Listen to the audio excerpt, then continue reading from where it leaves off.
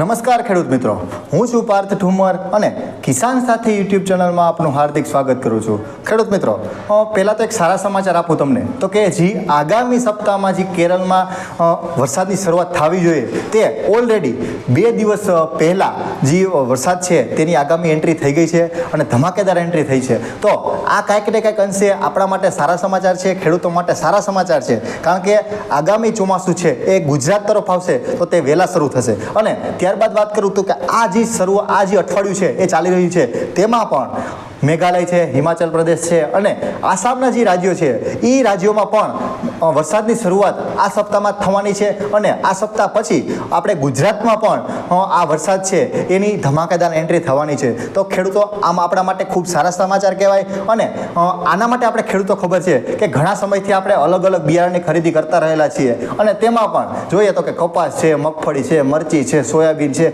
આવી રીતના અલગ અલગ પાકમાં જે છે એના બિયારણની ખરીદી કરતા રહ્યા છીએ. અને મરચીની ખરીદી તો ઘણા 2 મહિના પહેલાંની શરૂઆત થઈ ગઈ છે, પણ છેલ્લા 1 મહિનાથી જોઈએ તો કે આપણે કપાસની ખરીદી કરતા રહેલા છીએ. પણ આ કપાસની ખરીદી કરતા રહેલા છીએ તેમાં ઘણા ખેડૂતોને એક મૂંઝવતો પ્રશ્ન છે અને તેના સોલ્યુશન માટે જ આજે આપણે આ વિડીયો ઉતારવાના છીએ. તો પહેલો તો જોઈએ તો કે એ મૂંઝવતો પ્રશ્ન છે શું? તો મૂંઝવતો પ્રશ્ન એ છે કે કપાસની બિયારણમાં જે સંકેત જાત છે તે સંકેત જાત છે તે ખેડૂતો તેની પાછળ દોડી શા માટે રહ્યા છે અને તેને શું તેમાં સોનાના ઝીંડવા આવે છે? નહીં ને. તો આ બધી માહિતી છે તે હું તમને આપવાનો છું. અને તમે ખાસ કરીને ખેડૂત મિત્રો ધ્યાન રાખો કે તમે કોઈ પણ બિયારણની પસંદગી કરો તો પહેલાં તમારી જમીનને ચકાસો. તમારી જમીન કેવી છે, તમારી જમીનને કઈ જાત પસંદ આવે છે, તમારી પાસે પાણીની વ્યવસ્થા કેવી છે, દિવાળી સુધીનું પાણી છે કે વરસાદ આધારિત તમારે પાણીની વ્યવસ્થા છે. આ બધા પરિબળો ધ્યાનમાં રાખી અને ત્યારબાદ જ તમારે કોઈ પણ બિયારણની પસંદગી કરવી જોઈએ. તો આ ટોટલી માહિતી છે ક્યાં કેવી જમીનમાં ક્યાં માફક આવે બિયારણ તેના વિશેની ટોટલી માહિતી છે તમને હું આ વિડીયોના માધ્યમથી આપવાનો છું. તો તે પહેલાં જે પણ મારો વિડીયો આ યુટ્યુબના માધ્યમથી જોઈ રહ્યા છો તો તે ખેડૂત મિત્રો મારી યુટ્યુબ ચેનલ છે કિસાન સાથી, તેને સબસ્ક્રાઈબ કરો જેથી કરીને આવા તમામ પાકમાં આવતી માહિતી છે, તમામ પાકમાં આવતા અપડેટ છે એ તમારા સુધી વહેલા પહોંચે અને તમને પણ ઉપયોગી બને. અને જો આ વિડીયો સારો લાગે તો બીજા ખેડૂત મિત્રોને પણ શેર કરજો જેથી કરીને તે પણ આંધળી દોટ મૂકી રહ્યા છે સંકેતની પાછળ તો તેને પણ ઉપયોગી બને. અને આ વિડીયો છે એ અંત સુધી જોવાનું ભૂલતા નહીં, કારણ કે આ માહિતી છે તે તમને કંઈક ને કંઈક અંશે ઉપયોગી બનશે અને બીજાને પણ તમે આ માહિતી આપવા માટે તત્પર રહેશો.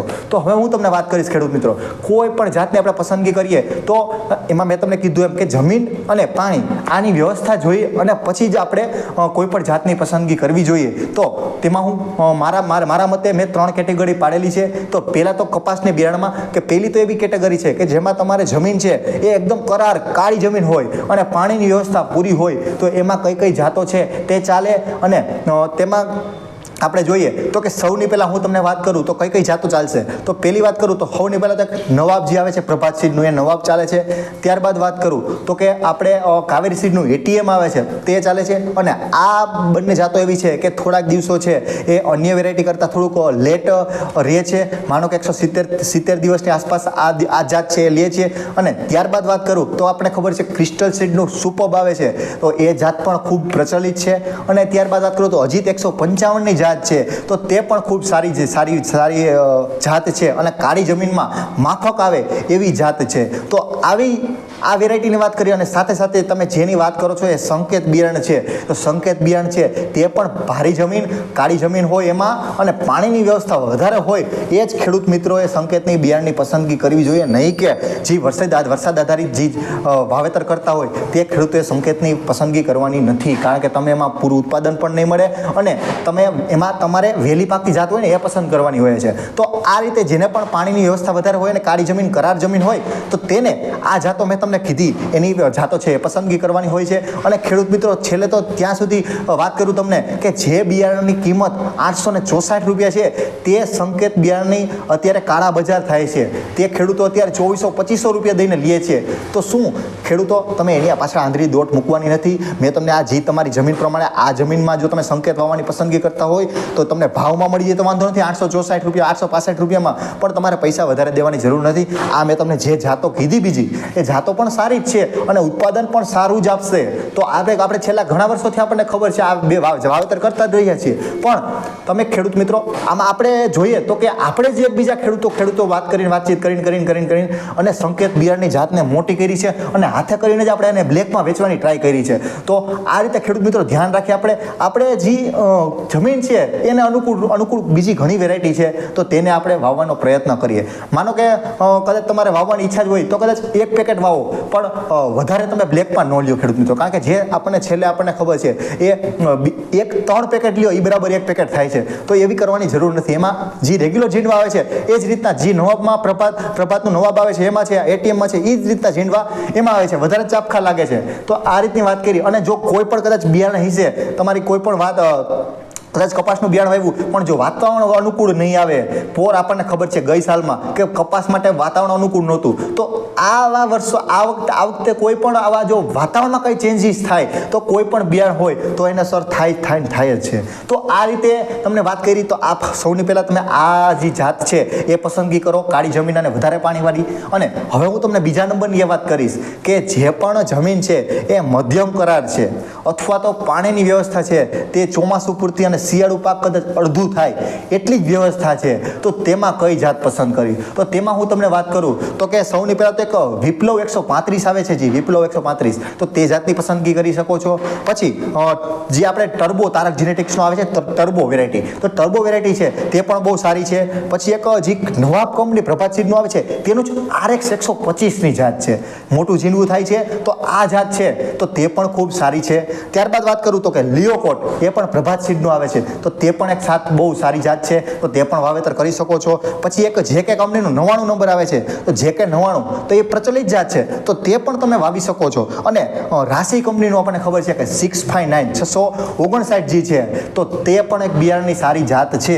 અને તો આ બિયારણ રહ્યા એ તમે મધ્યમ જમીન હોય અથવા તો પાણીની વ્યવસ્થા તમારે માપે મેળે હોય, એટલે કે માનો કે તમારો કપાસનું બિયારણ પાકી જાય અને શિયાળુમાં પણ પિત્ત થતું હોય થોડું ઘણું, તો એના માટે આ બિયારણની જાતો કીધી છે એ ખૂબ સારી છે. તો આમાંથી કોઈ પણ એક જાત છે તેને તમે પસંદ કરી અને તમારા ખેતરમાં તમે વાવી શકો છો. ખેડૂત મિત્રો, હવે હું તમને જે વાત કરવાનો છું તે છે કે જે ખેડૂત મિત્રોને જે વરસાદની કે કૂવાની કે બોરની કોઈ વ્યવસ્થા નથી અને પૂરેપૂરું સંપૂર્ણ એ વરસાદ આધારિત જ જે પૂરેપૂરી ખેતી કરી રહ્યા છે અને તેમાં તેને કપાસનું બિયારણ વાવવું છે, તો તેના માટે હવે જે જાતો કહેવાનો છું તમને એ કહું છું કે જે માનો કે કદાચ વહેલા ફાલ લાગી જાય એવી જાતો હું તમને કહેવાનો છું. જે આછી જમીન હોય, ખૂબ આછી જમીન હોય, કરાર જમીન ન હોય પણ ખૂબ આછી હોય, તો એ અને બહુ પાણીની વ્યવસ્થા ઓછી હોય, તો તેમાં કઈ જાતો લાગશે તો તેના વિશે હું તમને વાત કરવાનો છું. તો તેમાં આવશે એક તો 7576 આવે છે, તો તે છે. પછી એક અજીત કંપનીનો આપણે 5 નંબર આવે છે, તો તે છે.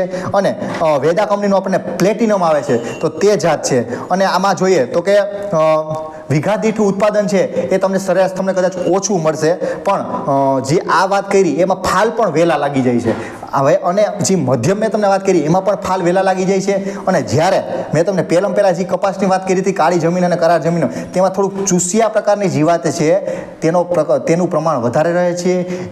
ગુલાબી ઈયળનું પ્રમાણ પણ થોડુંક વધારે રહે છે. તો જેમ જમીન તમારી કરાર અને પાણીની વ્યવસ્થા પૂરી હોય છે, તો તેમ તમારે ચૂસિયા જીવાતો છે તેને પણ તમારે ધ્યાન રાખવું પડે છે. અને જે ગુલાબી ઈયળ આવે છે કપાસમાં, તો તેનો પણ થોડોક પ્રશ્ન વધારે રહે છે આ અન્ય જાતો કરતાં. તો આ ખેડૂત મિત્રો આ ખાસ કરીને ધ્યાન રાખો.